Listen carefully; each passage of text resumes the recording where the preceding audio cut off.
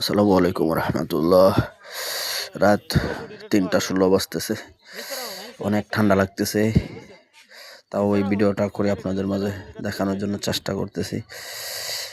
আমি আমার এক ভাতিজা, আমরা 3-4 জনে একটা মান্দার কিনে রাখছিলাম। মান্দার মাছগুলো এই ঠান্ডার মাঝে এত রাত্রে মাছ ধরতেছি, খাবারের জন্য কিছু রেখে বাকিগুলো বাজারে পাঠিয়ে দিব।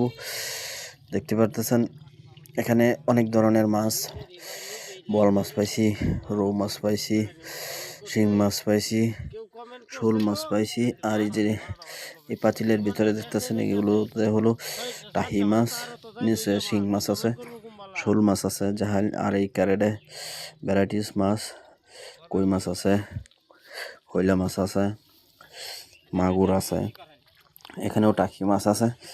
আর আরেকটা ক্যারেটে আছে পুঁটি মাছ, মলা মাছ, দারহিনা, চান্দা, অনেক জাতের মাছ। গ্রামের মাছ কিন্তু অনেক সুস্বাদু, আর গ্রামের মাছ ধরা কিন্তু অনেক মজা লাগে। তা না হলে এই শীতের মাধ্যমে এত রাত্রে শরীর কাঁপতেছে, তারপরেও মাছ ধরতেছি।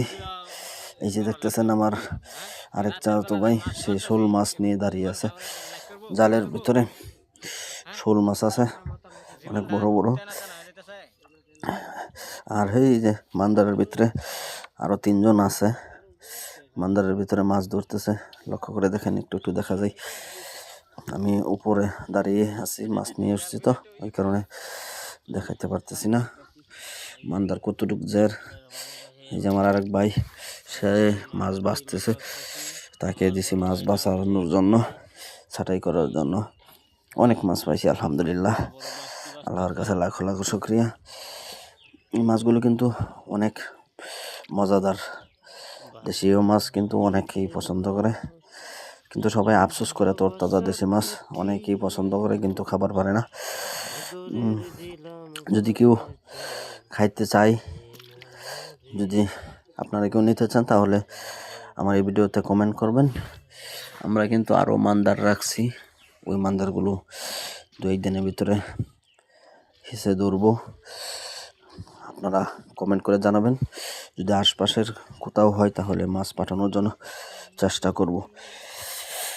সবাইকে অনেক অনেক ধন্যবাদ এতক্ষণ ভিডিওটা দেখার জন্য।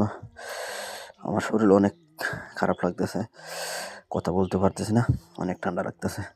সবাই ভালো থাকবেন, সুস্থ থাকবেন। আসসালামু আলাইকুম রহমতুল্লাহ। আলামিন।